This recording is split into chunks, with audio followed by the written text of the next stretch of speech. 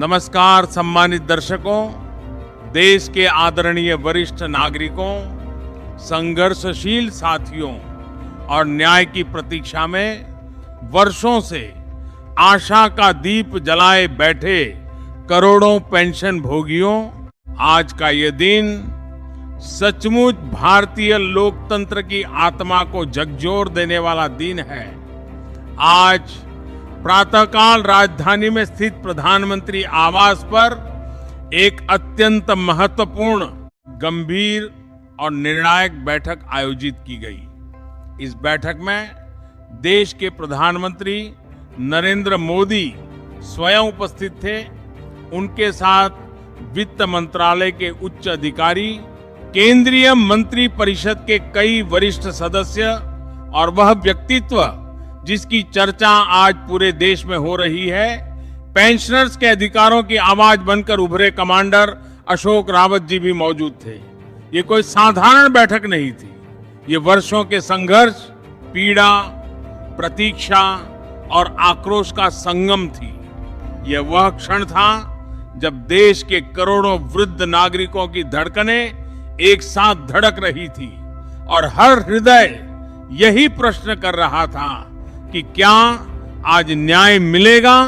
क्या आज वह निर्णय होगा जिसकी प्रतीक्षा में अनगिनत आंदोलन, धरने, ज्ञापन और अनशन किए गए? बैठक का वातावरण अत्यंत गंभीर बताया गया। सूत्रों के अनुसार चर्चा केवल औपचारिक नहीं थी, बल्कि तथ्यों, दस्तावेजों और आंकड़ों के आधार पर सीधी और स्पष्ट बातचीत हुई। वर्षों से लंबित पेंशन संबंधी मुद्दों, विशेषकर ईपीएस 99 पेंशनर्स के न्यूनतम 7,500 पेंशन और महंगाई भत्ते की मांग को लेकर विस्तार से चर्चा की गई। कमांडर अशोक रावत जी ने स्पष्ट शब्दों में कहा, ये कोई अनुग्रह नहीं, कोई दया नहीं, बल्कि उन लोगों का अधिकार है जिन्होंने अपनी युवावस्था देश की सेवा में समर्पित कर दी। उन्होंने कहा कि जिन हाथों ने इस राष्ट्र की नींव को मजबूत किया, आज वही हाथ वृद्धावस्था में आर्थिक असुरक्षा से कांप रहे हैं। यह स्थिति किसी भी लोकतांत्रिक व्यवस्था के लिए उचित नहीं हो सकती।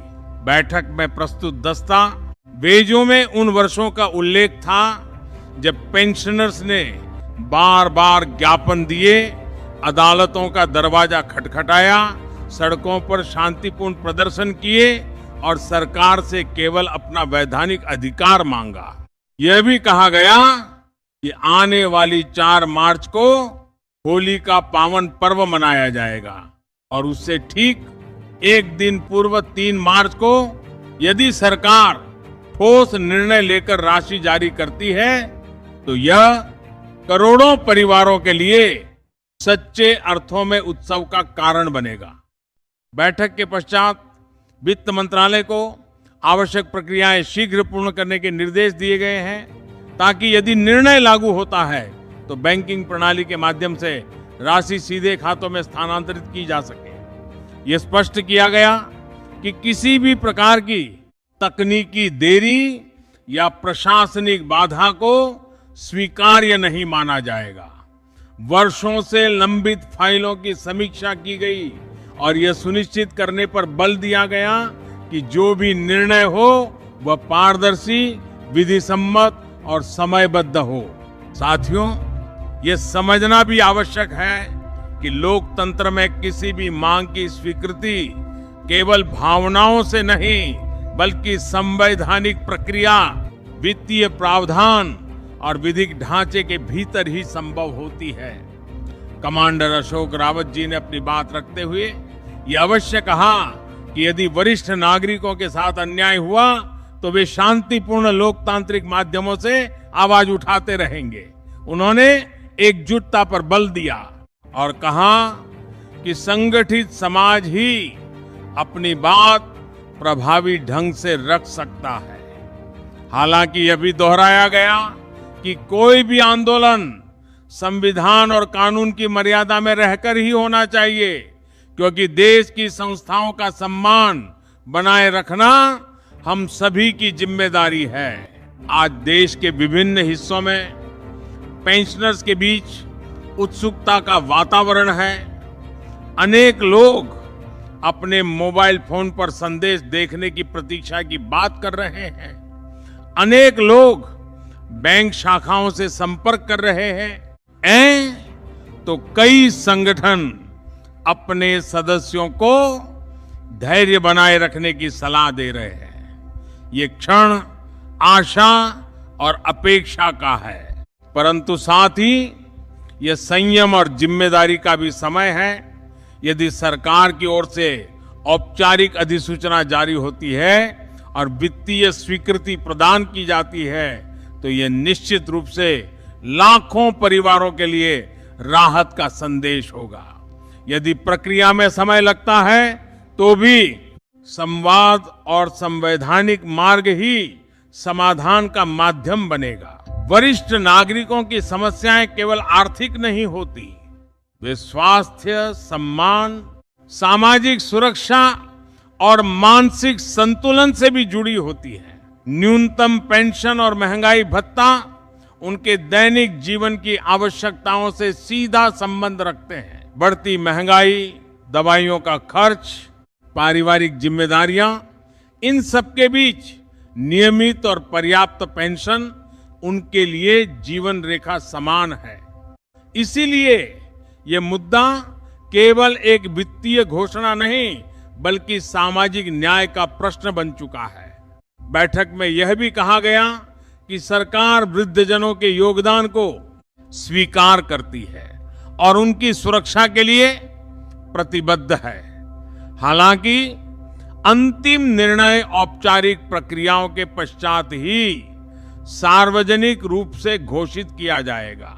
साथियों, इस पूरे घटनाक्रम ने यह अवश्य सिद्ध किया है कि लोकतंत्र में संवाद की शक्ति सर्वोपरि है। जब प्रतिनिधि तथ्यों के साथ अपनी बात रखते हैं, जब सरकार सुनती है और जब संस्थाएं सक्रिय होती हैं, तब समाधान की संभावना बढ़ती है। आज आवश्यकता है कि हम सभी धैर्य रखें, आधिकारिक सूचना का इंतजार करें और किसी भी प्रकार की अपुष्ट खबर या भड़काऊ संदेश से दूर रहें। होली का पर्व रंगों, भाईचारे और सद्भाव का प्रतीक है।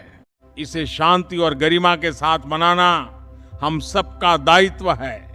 यदि निर्णय सकारात्मक आता है तो यह संघर्ष की उपलब्धि होगी, और यदि प्रक्रिया जारी रहती है तो भी संवैधानिक मार्ग खुला है। अंततः यह कहना उचित होगा कि यह समय इतिहास लिखने का नहीं, बल्कि इतिहास को समझदारी से आगे बढ़ाने का है। वरिष्ठ नागरिकों का सम्मान राष्ट्र की पहचान है।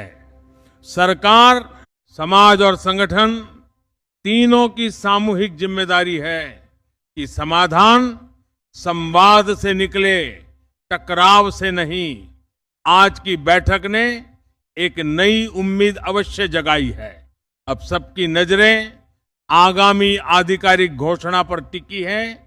आशा है कि जो भी निर्णय हो, न्याय संगत और राष्ट्रहित में होगा, ताकि इस होली पर देश के हर घर में शांति, विश्वास और सम्मान के रंग बिखर सके।